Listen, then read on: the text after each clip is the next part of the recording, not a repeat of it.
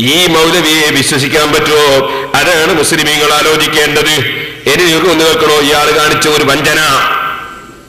ഇയാള് എന്നെ അയാളെ നാട്ടിലേക്ക് ക്ഷണിച്ച്. എന്തിനാ ക്ഷണിച്ച്? ഞാൻ അയാളോട് ചോദിച്ച്, നിങ്ങളെ ബാപ്പ യാസീൻ ഓതിട്ട് കീശയെ പൈസ വാങ്ങിയിട്ടല്ലേ? നിങ്ങളും മുമ്പ് വാങ്ങിയിട്ട് കിട്ടുന്നല്ലേ പറയുന്നത്? ശരിയോ ഏറ്റവും അറിയങ്ങളും അതിനുണ്ടായാൽ കൂടെ പോയിട്ടില്ലേ നിങ്ങളും അന്നേരം? അതുകൊണ്ട് നിങ്ങൾക്ക് നിങ്ങളെ നാട്ടിൽ നിന്ന് യാസീൻ ഓതിട്ട് കീശയെ പൈസ വാങ്ങിയിടാൻ പാടില്ല എന്ന് പ്രസംഗിക്കാൻ പറ്റുമോ? ധൈര്യം ഉണ്ടോ എന്ന് ഞാൻ ചോദിച്ചിരുന്നു. അപ്പൊ മൂപ്പരെന്ത് പറഞ്ഞ്, അങ്ങോട്ട് വാ, ഞാൻ എവിടെയും പ്രസംഗിക്കുന്നു.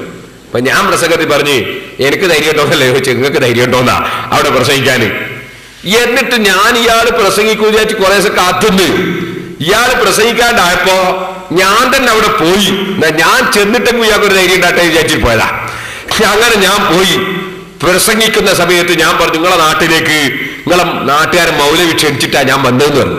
മൂപ്പരെന്നെ ക്ഷണിച്ചാണല്ലോ. എന്നിട്ട് ഞാൻ അവിടുന്ന് അതൊക്കെ പറഞ്ഞ് പ്രസംഗിച്ച് ഇപ്പൊ ഇയാൾ നാദാപുരത്ത് വന്നിട്ടേ ഇപ്പൊ മൗലവി പറയുന്നത്, ഞാനുണ്ടോ ഇയാളെ ക്ഷണിച്ചിരിക്കുന്നത്? അതൊന്ന് ഞാൻ കേൾപ്പിച്ചു തരാം. മൂപ്പരത് അവതരിപ്പിക്കുന്നൊന്ന് കേട്ടോളി, ഒന്ന് വെച്ചു കൊടുത്താ മോനെ. ഞാൻ മൂപ്പരെ ക്ഷണിച്ചോന്ന് എന്റെ മൂപ്പര് ചോദിക്കുന്നത്, ക്ഷണിക്കുകയും ചെയ്തിട്ട് പിന്നെ എന്നോട് ചോദിച്ച് കട്ടുപ്പാറയിൽ പ്രസംഗം തുടങ്ങുമ്പോ തന്നെ മൂപ്പര് പറഞ്ഞാൽ എന്താ അറിയോ? മൗലവിനെ ഇവിടെ കാണാലോ, മൗലവിനെ ക്ഷണിച്ചിട്ടാ ഞാൻ ഇവിടെ വന്നത്. ഞാൻ ഇവിടെ മുജാഹിദീങ്ങൾ ക്ഷണിച്ചിട്ടാണ് ഇവിടെ കട്ടുപ്പാറ വന്നിട്ടുള്ളത്. അപ്പൊ എന്നിട്ട് മൂപ്പര് പറയണം, അതുകൊണ്ട് ക്ഷണിച്ചാൽ ആ ക്ഷണിച്ചയാള് സ്ഥലത്തുണ്ടാകലും മാന്യതയാണ്. അതുകൊണ്ട് എന്റെ പ്രസംഗം തീരുന്നതിന് മുമ്പെങ്കിലും മൂപ്പര് ഇവിടെ എത്തുന്നാണ് ഞാൻ പ്രതീക്ഷിക്കുന്നത് എന്നൊക്കെ പറഞ്ഞിട്ട് മൂപ്പര് തുടങ്ങുന്നതെന്ന് കേട്ടോളൂ. ആദ്യമായി നിങ്ങൾക്ക് എന്നെ ക്ഷണിക്കുന്ന വാചകം ഞാൻ കേൾപ്പിച്ചു തരാം. നാട്ടിൽ പ്രസംഗിക്കാൻ ധൈര്യമുണ്ടോ? അങ്ങോട്ട് വാ നാട്ടിലേക്ക്, അങ്ങോട്ട് വാ നാട്ടിലേക്ക്. പ്രസംഗിക്കാൻ അവിടെയല്ലേ എവിടെയും പ്രസംഗിക്കും. അതെ, അപ്പൊ എന്നെ ക്ഷണിച്ചതാണ് കേട്ടത്. കണ്ടോ, ഞാൻ മൂപ്പരെ ക്ഷണിച്ചോ? എങ്ങനെ എങ്ങനെ മൂപ്പര് പറഞ്ഞു, ഞാൻ മൂപ്പരെ ക്ഷണിച്ചോ? ഞാൻ എന്റെ ഒരു സ്വപ്നം കണ്ടതാ. അങ്ങോട്ട് വാ നാട്ടിലേക്ക് എന്ന് പറയാ, പിന്നെ ഇതേതൊരു അത് സ്വപ്നം കണ്ടതാ? ഒന്ന് വെച്ചോട്ടെ, രണ്ടും കൂട്ടിയിട്ടൊന്ന് വെച്ചോട്ടാ മനെ. അങ്ങോട്ട് വാ നാട്ടിലേക്ക്, അങ്ങോട്ട് വാ നാട്ടിലേക്ക്. ഞാൻ മൂപ്പരെ ക്ഷണിച്ചോ? അങ്ങോട്ട് വാ നാട്ടിലേക്ക്, അങ്ങോട്ട് വാ നാട്ടിലേക്ക്. ഞാൻ മൂപ്പരെ ക്ഷണിച്ചോ? അങ്ങോട്ട് വാ നാട്ടിലേക്ക്, അങ്ങോട്ട് വാ നാട്ടിലേക്ക്. ഞാൻ മൂപ്പരെ ക്ഷണിച്ചോ? എങ്ങനെയുണ്ട്? സുബ്ഹാനല്ലാഹ്, ഇയാളാ ഏത് ആശുപത്രിയിലാണ് കൊണ്ടുപോകേണ്ടത്? നിങ്ങൾ ആലോചിച്ചോ?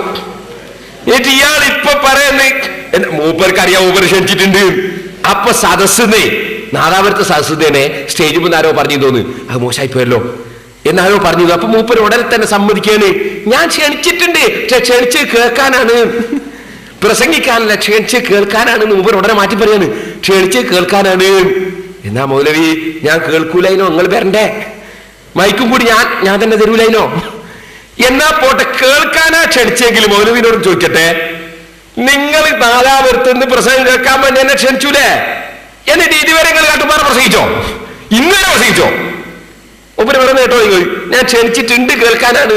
മൂപ്പര് ആദ്യം പറഞ്ഞ ക്ഷണിച്ചിട്ടോന്നാ, പിന്നെ മൂപ്പര് പറഞ്ഞ ക്ഷണിച്ചിട്ടുണ്ട് കേൾക്കാനാണ്. സമയത്ത് വന്ന നാട്ടിലേക്ക് കേൾക്കാന്നാ ഞാൻ പറഞ്ഞത്. ഞാൻ പ്രസംഗിക്കുന്നുണ്ട്, ഞാൻ എവിടെയും പ്രസംഗിക്കും, ആണ്ട് വന്നോ കേൾക്കാന്നാ ഞാൻ പറഞ്ഞത്. കേട്ടാ, അങ്ങോട്ട് വന്നോ കേൾക്കാനെന്നാ ഞാൻ പറഞ്ഞു. നിങ്ങൾ കേട്ടില്ല അയാൾ പറഞ്ഞ വാചകം നേരത്തെ? അയാൾ അങ്ങോട്ട് വന്നോ കേൾക്കാനെന്ന് അയാൾ പറഞ്ഞോ? അങ്ങനെ അയാൾ പറഞ്ഞിട്ടേ ഇല്ല, അത് പച്ചക്കള്ളാണ്.